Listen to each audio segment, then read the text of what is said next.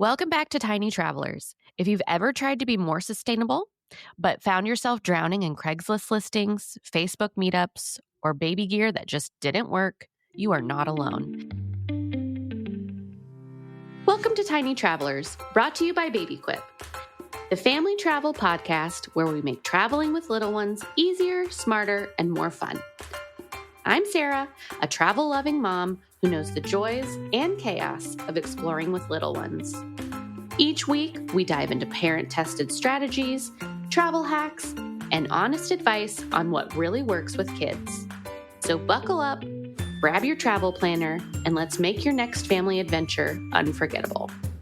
Pack light, travel happy. Today's guest knows exactly what that feels like. He and his wife were determined to shop secondhand, save money, and reduce waste when they became parents. But like so many of us, they found that doing the right thing came with a lot of friction, especially when it came to gear for traveling with babies. So they decided to build a better way. Joining me today is Ben Norment, co-founder of Stork Exchange, a platform helping parents buy high-quality secondhand baby gear. Ben's a dad of two, a passionate problem solver, and a firm believer that sustainable parenting shouldn't feel like a burden. It should feel like a relief. Ben, welcome to Tiny Travelers. Thank you so much for having me, Sarah. We are very excited to have you. We, meaning me and the mouse in my pocket. I am really excited, but first I want our listeners to know a little bit more about Stork Exchange because it's such an interesting and unique idea. And I think everybody is trying to be a little bit more sustainable these days. So can you tell us a little bit more about Stork Exchange and kind of what inspired you to get it started? Yeah. So Stork Exchange is an online marketplace where parents can shop returned and open box gear from the brands and retailers they trust and love at discounts, and then order it online and then boom, it'll show up right at their doorstep.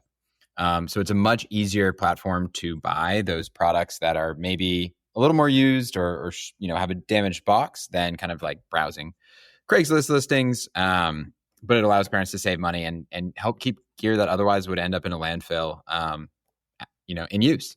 I think a little off topic on Stork Exchange, but one thing I think, a lot of people are really unaware of is what happens to their returns when they shop online and buy stuff and return it. I think we all particularly have gotten used to over the last couple of years, buying something on Amazon, knowing that we could return it if we didn't like it or it didn't quite fit or didn't quite work. We're very willing to just kind of test things because most companies have very liberal return policies at this point.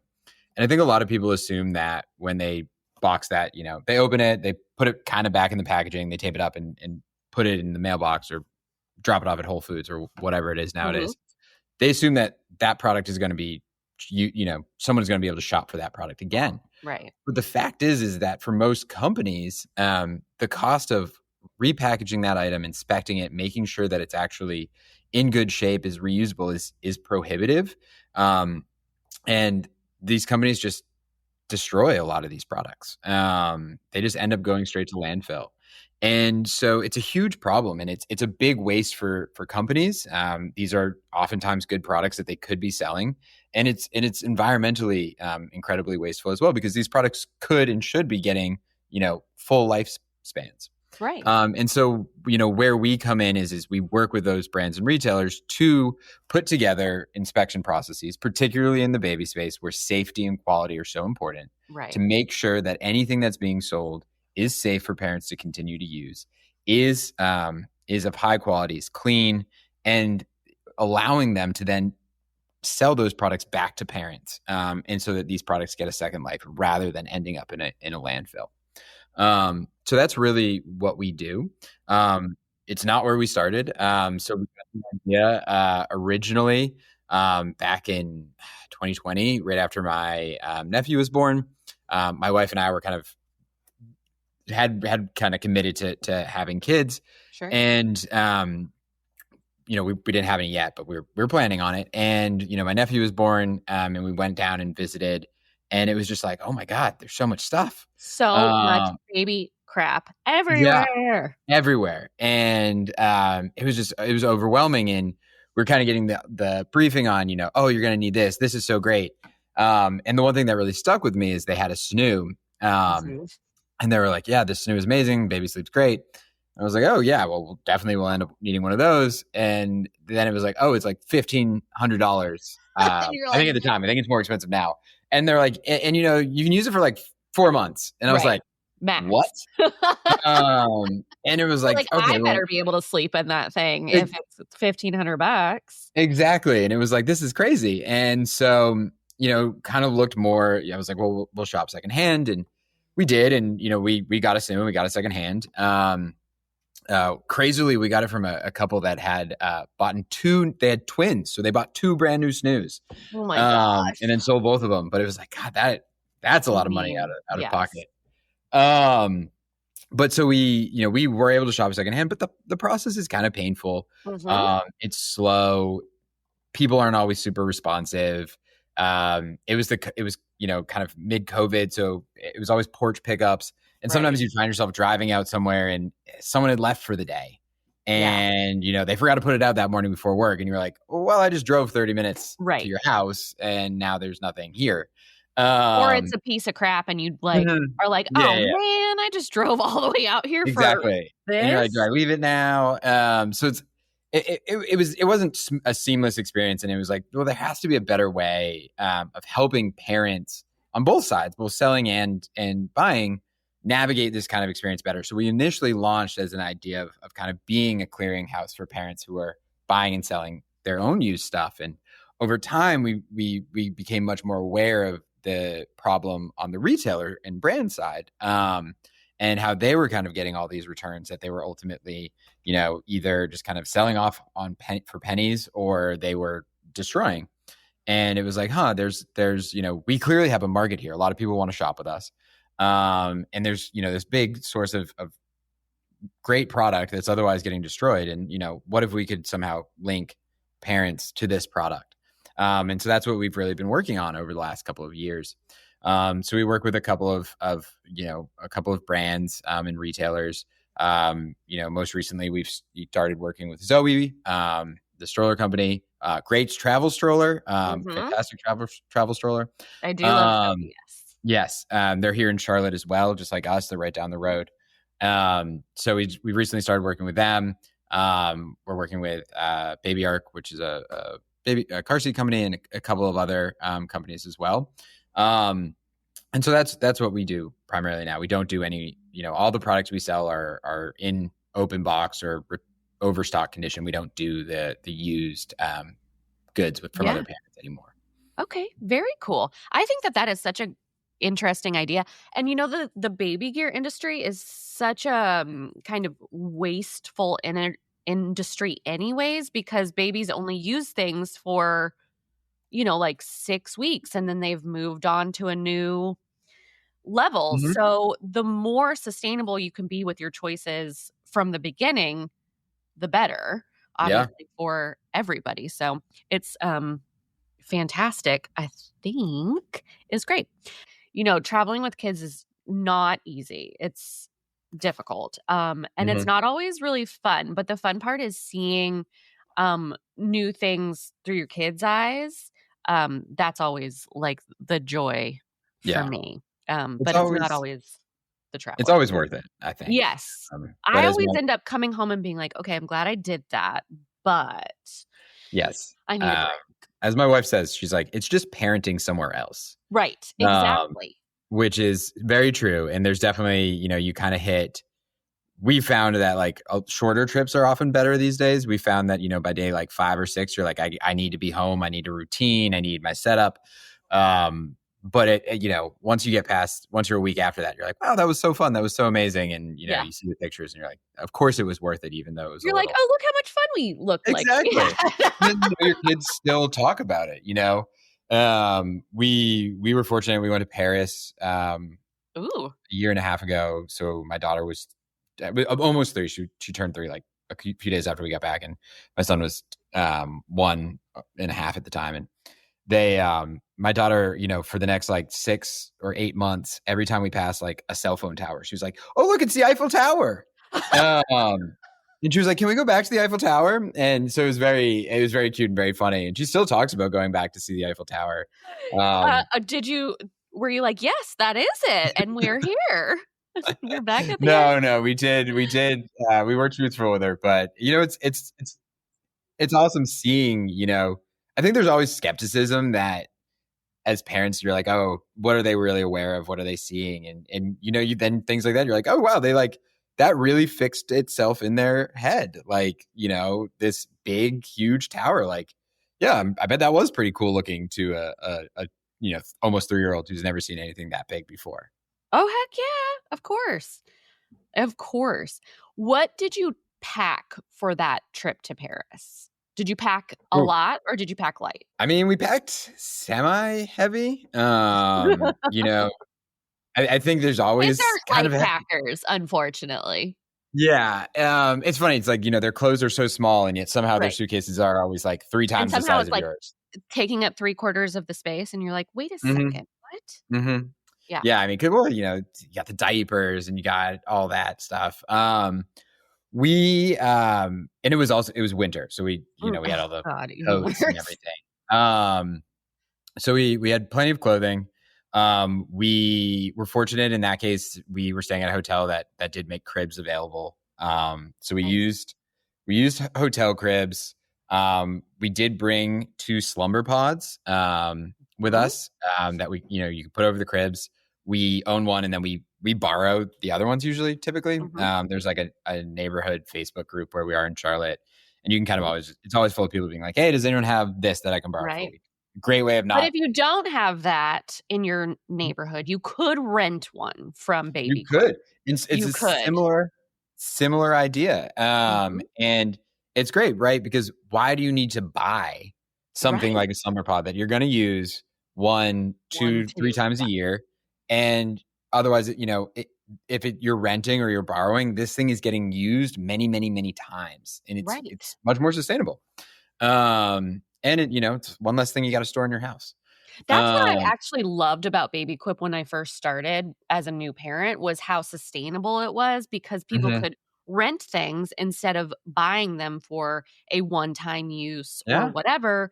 And then not only are you not throwing away that baby product or whatever you're doing with it, but then all the packaging and all Mhm. that kind of stuff is not wasted. You don't have to, Mhm. you take it all out of the package when you get there and stuff like that. It's Mhm. all Yeah. just ready for you. You don't even have to worry about it, but I Yeah. could go on, but I One won't. less thing to put in the suitcase as well, right? I mean, we found, it's like you always end up with these funny, odd shaped duffel bags because you're like, how else can I cram all of the gear into here? Exactly. So we on a gear perspective, we traveled pretty light that trip. We brought the slumber pods, um, and then we didn't bring a stroller. Oh. What we did bring is we brought two carriers. Basically, we Mhm. had a Tula front fit, that carrier that could hold our youngest in the front if needed. And we brought an Osprey hiking pack, Mhm. which we also actually borrowed from a friend. Cool. But it was awesome. It was super easy. So we used it in the airport for our oldest. The youngest was in the other carrier. Hands were free. You didn't have to worry about gate checking it at the gate. It fits right up in the overhead compartment. You can have them in it right up until you get to the gate. And then, in Paris, someone had told us about this. There's a lot of up and down with the subway. The streets are cobblestone. Right. Strollers oftentimes aren't super, practical. There's nowhere to put it once you get in a restaurant. The restaurants are small. And so it was like, but if you have us travel, have that Osprey carrier, it fit either the youngest or the oldest, whoever kind of needed not to A be walking, rest, right? a rest. It was, it was, and that was big with the oldest, right? Because our youngest could fit in a baby carrier at that point, but the oldest, they say they're up to 3, but at that point, it puts a lot of stress on you. Right. Whereas the backpack carriers, those hiking carriers, really do a much better job distributing the weight, I think, Right, for the exactly. heavier children as they get older. And so that was, it was a great way to get around. We found it was awesome. I would if we do another big trip like that, I would 100% would just take carriers. like that, rather than having to bring and lug a stroller around as well. Yeah. When I traveled with the boys when they were little, I would put one in, like, the Catan, that was my favorite because it was so Mhm. soft and kind of squishy for them, and then, yeah, one of Uh-huh. them would walk, and then, you'd kind of just move them around or whatever needed to Mhm. happen instead of having your hands on so many different types of strolling things. I think that Yeah. is a really good tip. If you guys are going to Paris, don't bring a stroller. Or if you Don't need bring a stroller. one, rent one there maybe for the day. Mine one. Do you guys have is Baby Quip Mhm. international? Yes, we are. Amazing. I know. Our international presence isn't as big as our, presence in the United States, but we're getting there. What would you say to parents who are nervous about maybe flying with a baby or traveling with a baby? And what helped you feel more in control, more confident? Yeah. I mean, I think it one thing is just going back to what we had, we kind of talked about at the beginning, right? Is the most important thing is just having the right expectations for the trip. Mhm. Understanding that you're not going to have the trip you had before you had kids, where, okay, say Paris, right? You're not going to walk the entire city. You're not Right. going to see, every museum. You're not going to go spend an entire day at the Louvre. Like, if that's the trip you want to have, you need to wait until the kids are older. One of the things we did is like, everything we wanted to do in Paris, we were like, where is there a playground nearby? Like, Uh-huh. so that you could go do something for an hour or two, and then you could go say, all right, now let's go blow off some steam at a playground. Where's the nearest patisserie? Where's the nearest like ice cream shop? So like you can entertain and reward your kids for doing some of the stuff you wanted to, but you have to know that like you're like, the stuff I want to do, I'm going to have to be very selective about it and very choosy. And if you go in with that expectation and you go in with the idea that like, I'm only going to be able to do so much and I'm going to have to accommodate my children, it makes it so much easier to have a good time because you're not Mhm. putting that pressure on you to do something that's simply unrealistic. If you Right. go in with this idea that like, I'm going to see every single site in Paris and I'm going to walk the entire city in 5 days, you're going to hit day 4 and you're going to be so frustrated because it's not going at all to plan. Right. And I think that is one of the biggest things of, having a realistic expectation and planning to accommodate your children and make sure that they enjoy the trip as well goes a huge way to making sure the entire thing is enjoyable. Oh, yeah. Setting And that expectations is there may be trips that aren't good fits for younger kids. that might also be just kind of one of those truths as a parent that you just have to acknowledge? It's just sometimes some trips are not for everybody.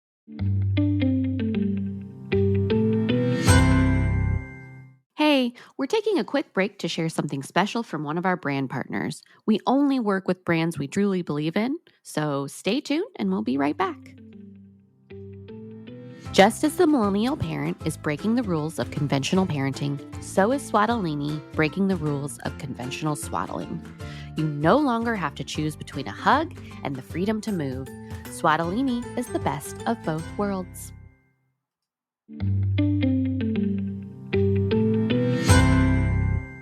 Let's see. What do you think is one item that parents pack that they don't need to bring? No, that's a good one. I mean, we kinda just talked about Paris in general, don't bring a stroller, but what do you Stroller. think parents overpack? I think a lot of times, I mean, clothing, I think you always think kids are going to need more clothing than they Mhm. really do. Um, I think, sometimes there's always laundry available. Um, you know, there's always the option to get more. So I think that's one thing you can typically overpack on. Yeah. Um, I think a lot of times, I do think the stroller can be overpacked. Um, and I think sometimes no, I think those are two things that are definitely, this is actually a weird one. I think books are sometimes one that gets overpacked, Hmm. or at least in our house, our kids read a lot. We read a lot to our kids. Yeah. And I think a lot of times we pack too many books because I think as an adult, you're like, well, I don't want to read the same story every Over night. and over. And the fact is like kids will read the same 4 Book books over and over. endlessly. 100%. And so it's like, Right. you don't need to bring 15 books. You can bring Right. 3, and honestly, your kids will be just as happy. Yes. I always say too, and I know I've been talking about Baby Quip a lot today, but Baby Quip, you can rent like a book and a toy package, so you don't Yeah. even have to bring any of that, and it's like brand new stuff. And that's honestly one of the things that I hear from parents the most that use Baby Quip often is that they rent toys and books when at their destination, so they don't even have to travel with that stuff. Because you're right, that stuff is obviously books are heavy and toys are heavy, and there's gonna be so Mhm. many new different things to do when you get there. You don't need to bring, everything from home. No, Um, and honestly, if you rent, kids love new stuff. I I mean, yeah, mean, who stuff doesn't? that's net new for them, way more interesting. Exactly, exactly. And then you don't really have to, like, buy toys while you're Mhm. on vacation, because you have toys at the thing, and then by the time you get ready to go home, they don't even want those toys anyways. So Exactly. look at me, I'm a smart.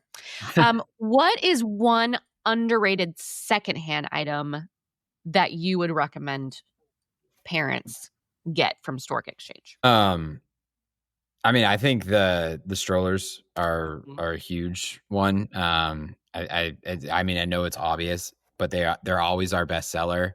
They're modern strollers are frankly built like tanks. Yeah. They're so strong. They're so durable, and they're so expensive. That's Yeah.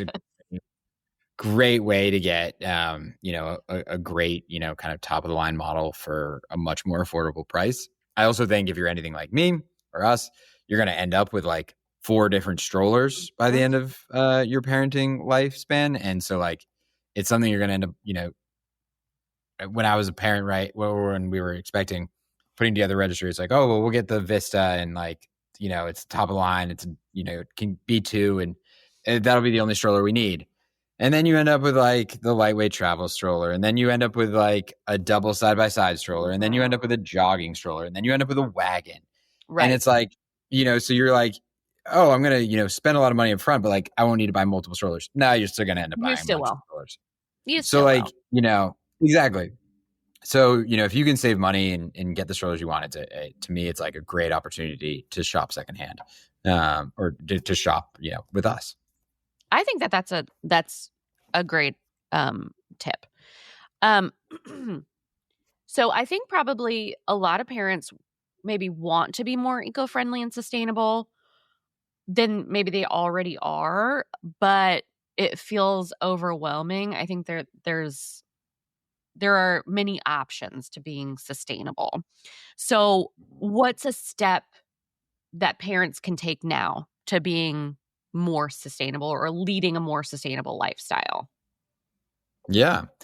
I mean, I think, kind of back to our point, like, can you rent something? Can you borrow something? Right? You Mhm. don't need to just hop on Amazon and buy that thing right before your trip, or like because you need it. Text, a group of friends, text the other parents at preschool, go on, see if there's a local Facebook group. I'm my experiences in most cities there are.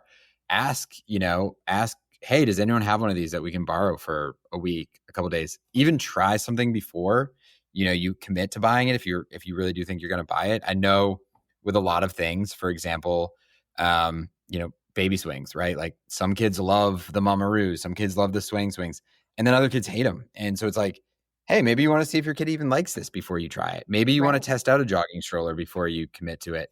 There's a lot of ways you can kind of check to see if you really need something before you commit to it. I think that's kind of working on rewiring that assumption of like, oh, I need something, I'm going to buy it, right? Like, Right. is there another way you could get this? And maybe it's not quite as fast. Maybe it's not quite as convenient. Maybe you feel awkward asking, but like, those are pretty low friction points generally, in my opinion, to doing this. It's not, you're not committing to using cloth diapers, which honestly are not as hard, I think, as people think they are. But I understand, like, They're I think not that's a for bigger, me, yeah, but that's, some people might not be willing to make that commitment, but, something like just asking if you can borrow something, that's not a hard way. And I think one of the biggest things with trying to be more sustainable and trying to teach our kids that consumption does not have to be the first answer to every problem is that hopefully it exposes them to that idea and helps wire their brains in the way they think, so that as they grow up and they enter, society as fully fledged adults making their own decisions, they're also more interested in these possibilities of, hey, are there communal ways that we can, solve this problem? And like, we can all go in as a group of friends on something rather than each of us having to own this separate, item that we're each using once a year. So, I mean, with baby, I know a few parents who've like mutually bought a snoo and they've just kind of passed it between them, right? As they've each had kids. It doesn't always work. The timing needs to be right, but it's something where like that snoo basically stays in constant use and no one's out $1,500 by themselves, and no one's storing it in their attic or whatever. And it's a great way of kind of handling some of those problems.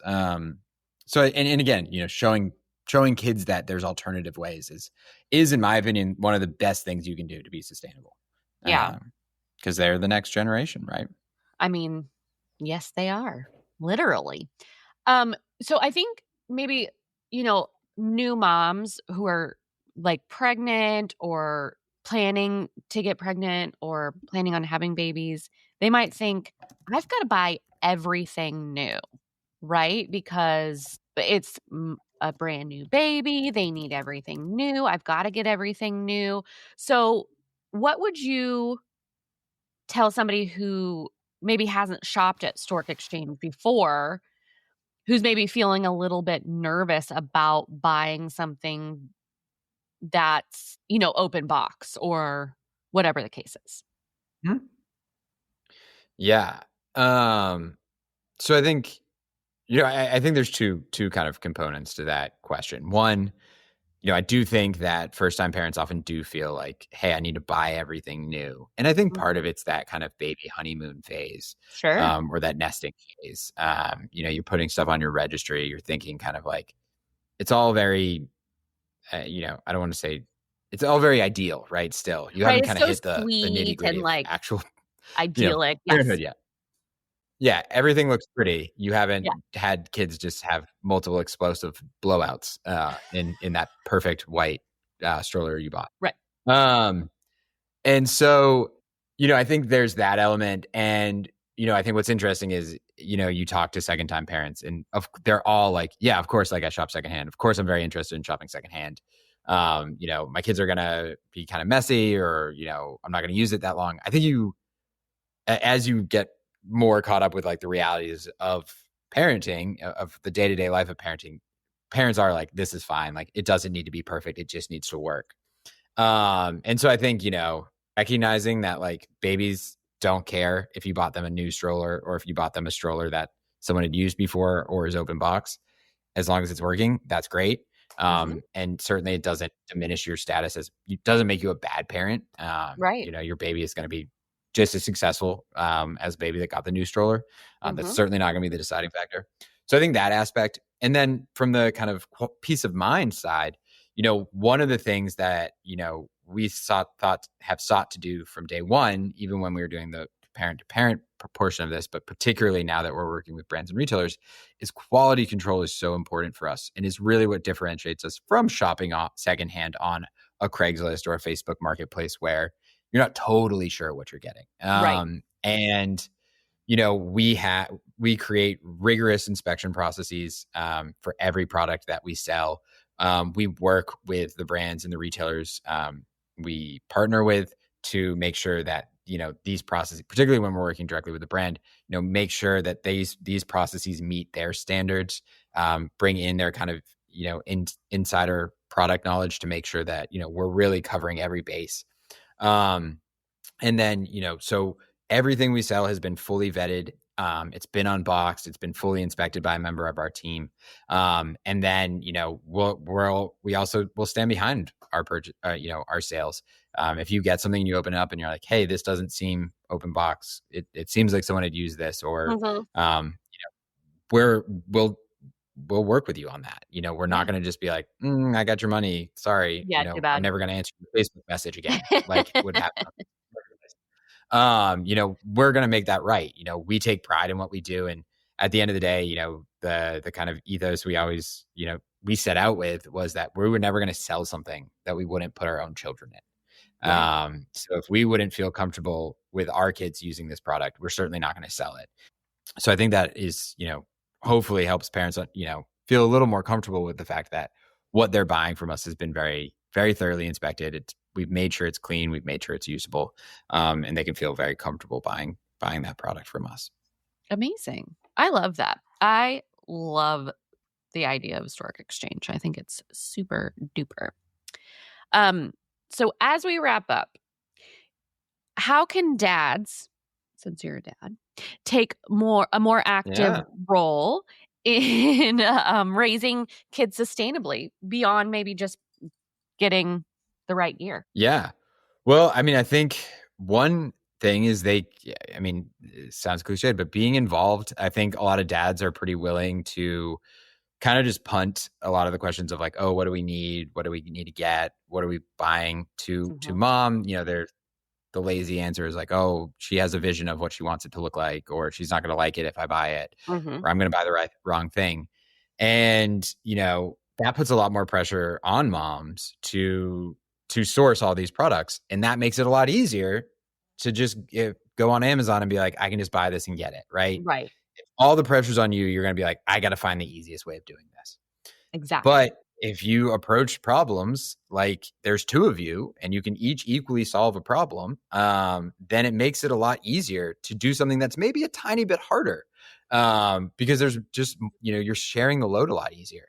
So being involved in the discussions of what gear does my kid need? What is it that we want?